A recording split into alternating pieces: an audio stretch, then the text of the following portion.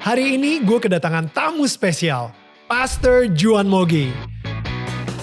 Di sini Ko Juan bercerita bagaimana jamahan Tuhan datang ke kehidupannya saat dia berusia 14 tahun. Yang pada saat itu keluarga mereka mengalami masalah ekonomi. Hingga ia juga sempat divonis dokter tidak bisa punya anak beberapa tahun yang silam. Dan di obrolan ini, gue juga belajar bagaimana cara memelihara dan mengelola berkat yang telah dipercayakan Tuhan kepada kita. Inilah dia kisah tetangga kita.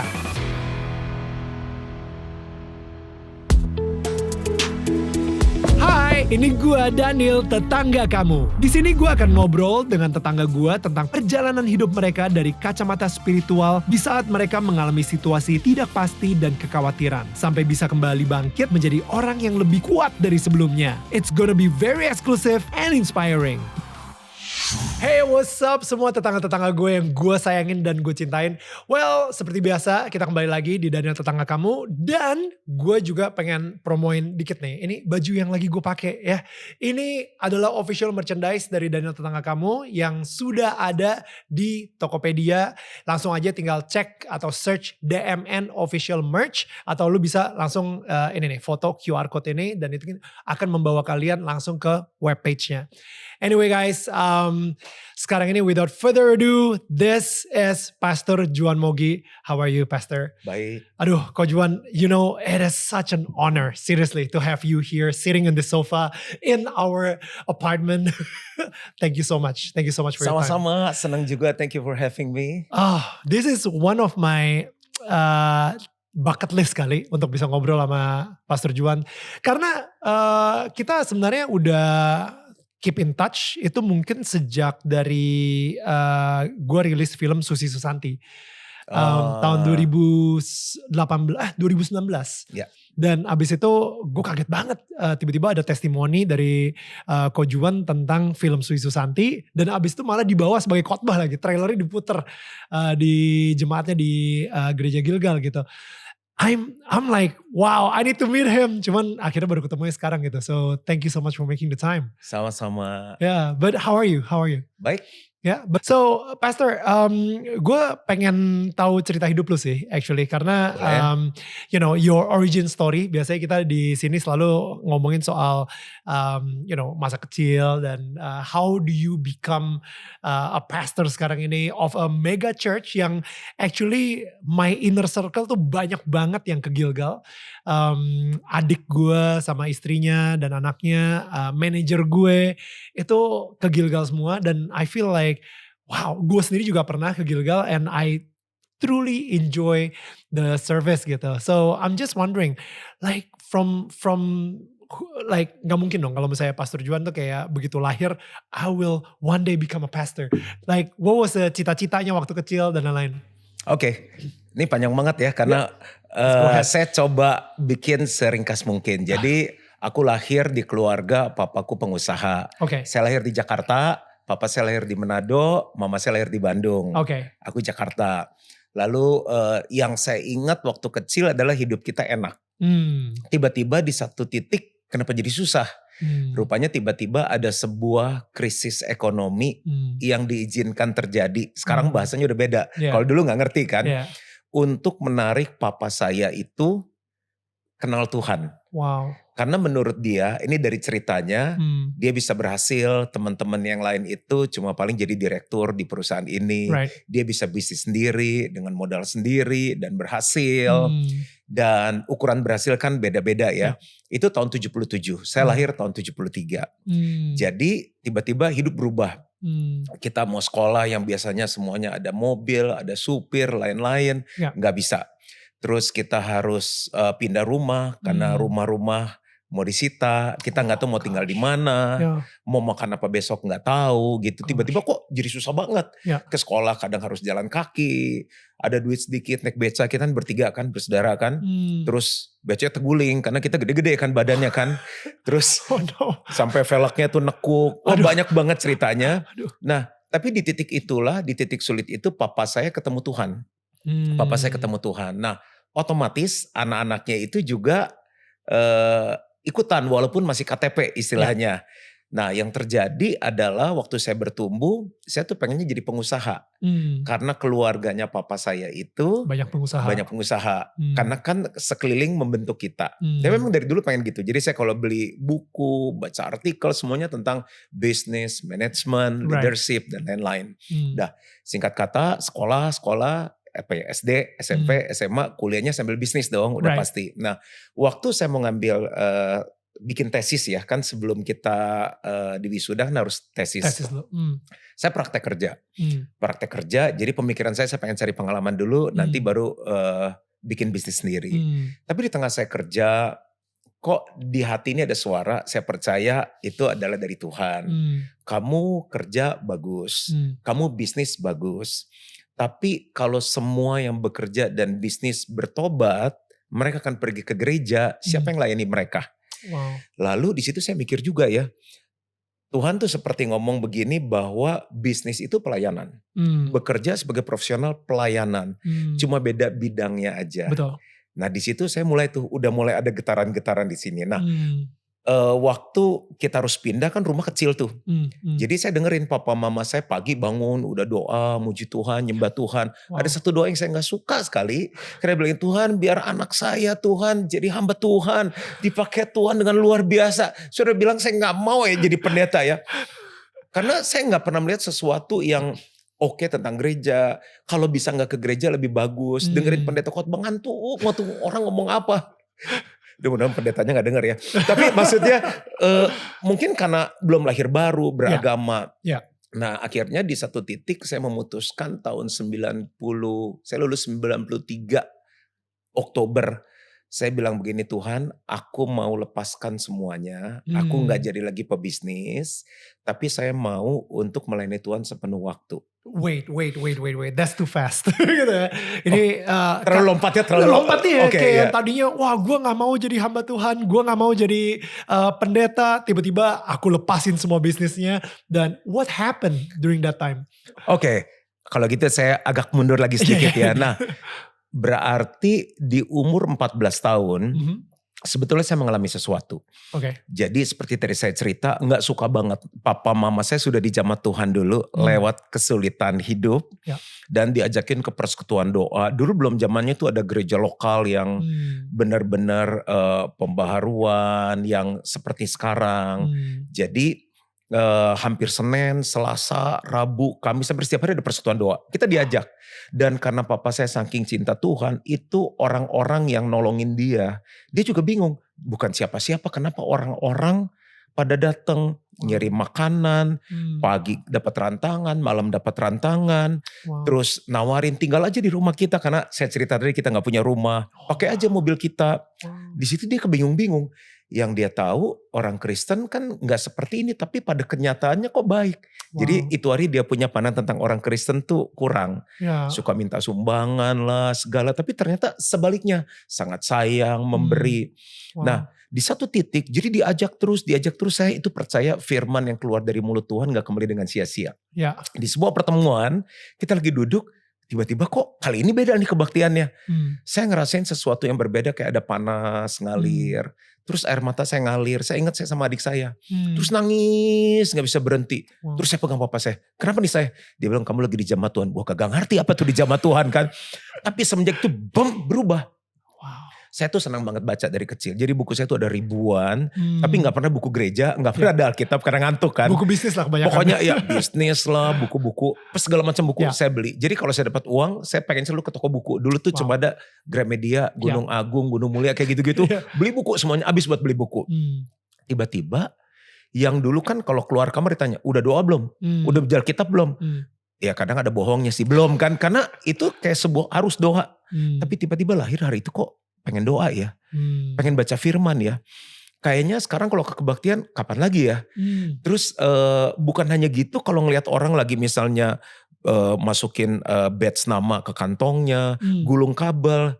Saya kan masih kecil, Om boleh bantuin gak? Om boleh ikut gak? Seneng banget kalau ada pendeta datang pengen jemput, ngantar apa aja yang sih bisa buat. Dan tiba-tiba seneng baca Alkitab. Nah itu hari di gereja itu ada 4 kali kebaktian. Jadi saya itu tahun 87 berarti umur 14 tahun. Saya saya sebut istilah lahir baru. Nanti jelasinnya lebih lanjut. Mungkin boleh. Nah, begitu lahir baru tiba-tiba gitu pengen kenal Tuhan, pengen melayani.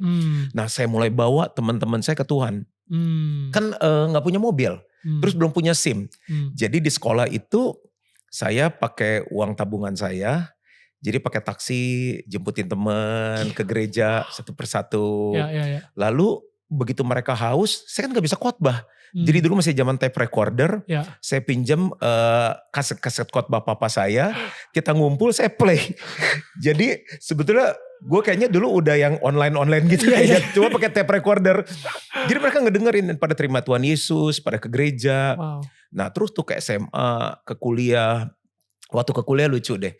Jadi saya lagi masuk, tiba-tiba ada satu orang deketin. Ngobrol-ngobrol sampai ke kepercayaan. Dia bilang, saya perlu kamu. Terus kan perempuan kan, saya kaget kan.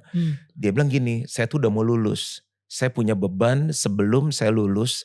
Di kampus kita harus ada persekutuan doa. Karena perlu ada wadah di mana teman-teman harus kenal Yesus.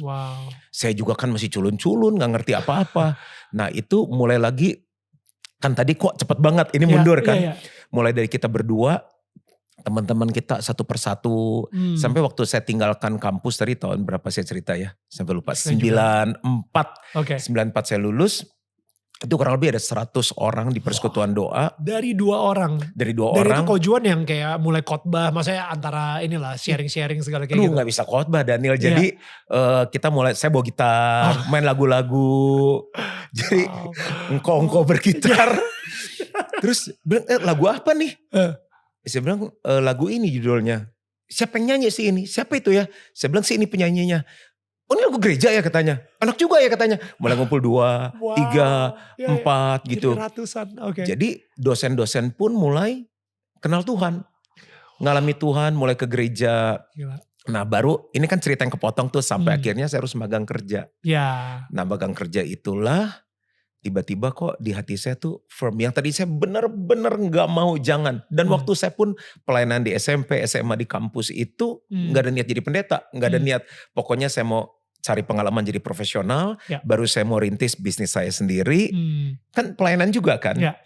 Tapi kalimat itu bisnis pelayanan. Profesional pelayanan. Tapi kalau semuanya yang di marketplace, di pelayanan, di bisnis bertobat, siapa yang akan menggembalakan mereka? Oh iya ya, berarti mereka benar harus punya pendeta, gembala, hamba Tuhan yang juga punya kualitas untuk menggembalakan mereka. Kojuan sendiri pas lagi di jamah tersebut ya, yang tadi itu Papa bilang kamu lagi di jamah Tuhan gitu kan. Nah dan abis itu lahir baru itu boleh diceritain gak sih kondisinya Kojuan saat itu lagi seperti apa? Apakah lagi kesulitan? Apakah emang lagi mencari, lagi haus, lagi lapar? Atau benar-benar cuma sekedar datang aja ke gereja, nyanyi-nyanyi, lagunya enak, tiba-tiba nangis gitu. Like what happened there gitu? Oke, sebetulnya di usia 14 tahun itu, saya tuh dalam segala keadaan bawaannya orangnya happy. Jadi orang kadang gak tahu, lu lagi susah ya gitu. Itu hari memang saat-saat yang berat dalam hidup kita. Tapi bagi saya ya oke lah. Kalau memang harus makan kita harus berdoa. Sekolah harus berdoa. Pernah dipanggil juga kepala sekolah karena kan gak tahu ya zaman sekarang. Kalau zaman dulu bayar listrik batasnya tanggal 10. Lalu kalau di sekolah nama-nama ini kan suka ditempel tuh. Yang belum melunasi uang sekolah kan biasanya tanggal 10. Jadi udah berdiri depan pintu kan gitu. Dipanggil gitu. Jadi ya keadaan sulit. Tapi menurut saya itu momennya Tuhan dimana Tuhan pengen jamah saya sih. Jadi walaupun sulit pun kita di titik yang kenapa perlu Tuhan ya. Karena memang masih bener-bener masih dibutakan lah istilahnya, rohnya tuh belum lahir baru. Gak merasakan sebuah kebutuhan akan Tuhan. Karena saya percaya banget inisiatif orang datang ke Tuhan itu datangnya dari Tuhan. Menarik tuh. Tuhan dulu, kita mengasihi Tuhan karena Tuhan terlebih dahulu mengasihi kita. Boleh nambahin dikit gak? Please. Karena kan manusia hidup terdiri dari roh, jiwa, dan tubuh kan. Jiwa itu terdiri dari pikiran, perasaan, dan kehendak. Ini tubuh kita kan. Ya. Berarti tubuh ini berhubungan dengan alam tubuh. Ya. Kita suka lihat yang bagus-bagus, makan yang enak-enak. Ya. Jiwa, pikiran, perasaan, kehendak berhubungan dengan kita sekolah, pengetahuan, keinginan. Ya. Tapi rohani itu berhubungan dengan hal-hal yang sifatnya rohani. Ya. Ketuhanan, doa, baca firman, hal-hal yang sifatnya gereja, melayani. Nah, walaupun saya Kristen, saya dibaptis kelas 1 SD umur 7 tahun, tapi gak ada kerinduan itu sama sekali. Bayangin kalau orang hidup gak pengen makan, hidup gak nih orang? Jadi sebetulnya saya tuh hidup cuma jiwa dan tubuhnya. Rohnya itu belum dibaharui, belum lahir baru. Jadi Tuhan tuh sayang banget sama saya. Di titik itulah waktu saya dijamah Tuhan itu, roh saya dijamah, roh saya dihidupkan. Sehingga tanpa khotbah dari pendeta yang selama ini dari orang tua, udah doa belum? Udah baca firman belum? Kalau diajakin ngumpul doa sama-sama, yang satu ngobrol ke kiri, ngobrol ke kanan, main. Itu orang tua ngobrol, udah dia mau ngomong apa, yang penting memang harus kita lalui ritual ini. Menjadi lahir dari dalam, kayak kita lapar nih. Aduh pengen makan nih, aduh ngantuk nih pengen tidur. Nah itu yang saya maksudkan tadi di jamah Tuhan. Di saat dimana saya rasanya gak perlu Tuhan, gak pengen tahu tentang Tuhan, tiba-tiba satu jamahan, satu momen merubah hidup saya. Saya sendiri juga pernah ngerasain hal seperti itu juga, dan itu mungkin bisa dibilang awal mula dari transformasi saya sekarang gitu. Ya kan, jadi maksudnya ketika hati gak pengen nangis, tapi air mata nyucur terus gitu. Betul. Jadi dan I think until today it's kadang-kadang kita masih suka nyari gitu. Momen itu gimana? I want that feeling back. Cuman ya emang gak semua orang bisa ngerasain itu. And aren't we grateful kita bisa pernah dalam hidup kita ngerasain hal tersebut gitu ya. Kalau misalnya dari ayah sendiri, katanya tadi Ko John bilang khotbah-khotbah ayah di kaset gitu. Berarti ayah sendiri tuh akhirnya jadi pastor atau gimana? Tadi yang itu sebenarnya khotbah-khotbah koleksi papa saya. Oh gitu. Dari khotbah pendeta yang lain. Okay. Nah papa saya itu waktu bisnis 77 itu dia ngalami lahir baru seperti yang saya alami. Right. Lalu setelah itu melewati masa sulit, akhirnya dia bisa kembalikan apa yang menjadi kewajibannya. Dan dia dipercaya untuk bekerja sama orang, lalu juga bisnisnya pulih kembali. Tapi di saat itu dia merasa panggilan dari Tuhan. Kayaknya kamu harus tinggalkan semuanya dan melayani Tuhan. Dan saat itu dia bukan gembala gereja, dia seorang penginjil. Jadi ada orang susah, dilayani, didoakan, diminta sharing khotbah. Dia khotbah seperti itu. Right. Oke. Tadi mau balik lagi ke statement kayak gak semua orang bisa merasakan si lahir baru tersebut gitu. Karena Tuhan yang memilih. Betul. Kita akhirnya bisa mengasihi karena Tuhan lebih dulu mengasihi kita gitu. Jadi pada esensinya, ini saya jadi penasaran sih karena agak intrigue with that statement. Kadang-kadang kita bisa coba menginjil atau menyebarkan kabar baik sampai kita berbusa. Tapi kalau tuh orang itu gak dipilih sama Tuhan, dia gak akan berubah-ubah gitu dong. So why bother in a way? Why do we try so hard untuk kadang-kadang menyebarkan kabar gembira ke satu orang gitu terus misalnya gitu? Kalau menurut saya itu indahnya Tuhan. Oke. Makanya kan Alkitab bilang, Tuhan berdiri di muka pintu dan mengetok, barang siapa membukakan pintu, itu pintu hatinya, dia akan datang, masuk, duduk makan bersama-sama dengan dia. Jadi kalau pertanyaan tadi, buat apa? Kalau memang hanya beberapa orang diselamatkan, menurut saya enggak. Jadi Tuhan mau seisi dunia diselamatkan, cuma karena sayangnya sama kita, dia bukan Tuhan yang memaksakan, tetapi dia kasih kehendak bebas. Nah bagian kita adalah memberitakan, jangan pernah bosan. Karena tadi kan ada sempat saya dengar, ya kalau kita terus satu orang gini dan dia memang gak dipilih, enggak. Setiap orang punya kesempatan menerima keselamatan itu. Cuma bagaimana orang bisa percaya kepada Tuhan kalau mereka gak mendengar. Bagaimana mereka bisa mendengar kalau tidak ada yang memberitakannya. Jadi menurut saya bicara penginjilan yang paling bagus sekarang adalah orang lihat hidup kita. Karakter kita, dia lihat Yesus gak dalam hidup kita. Setelah lihat hidupnya, pasti apa-apa dia nanya, kok keluarga lu bisa gitu sih? Lu ceritanya gimana sih bisnisnya bisa maju? Waktu kita dengar cerita lah kebenaran itu masuk ke mereka. Itu cuma salah satu. Bisa juga momen-momen tertentu kalau lagi gathering, misalnya sale, ada Natal kita ngundang. Tuhan bisa dengan berbagai macam cara. Atau waktu mereka lagi susah, kita datang kasih perhatian. Can I pray for you? Right. Bahkan belum nginjilin. Menurut saya itu momen-momen jamahan. Jadi kalau saya bisa simpulkan, Tuhan kasih kesempatan semua orang bertobat. Tapi karena dia kasih kehendak bebas, orang itu bisa merespon. Jadi menurut saya jangan pernah bosan, jangan pernah berhenti. Kasih lihat Yesus dalam hidup kita dan cerita kabar baik. That's beautiful. That's beautiful. Kalau pikir-pikir agak bodoh juga ya, masa depan kurang jelas. Orang sekolah manajemen gitu loh.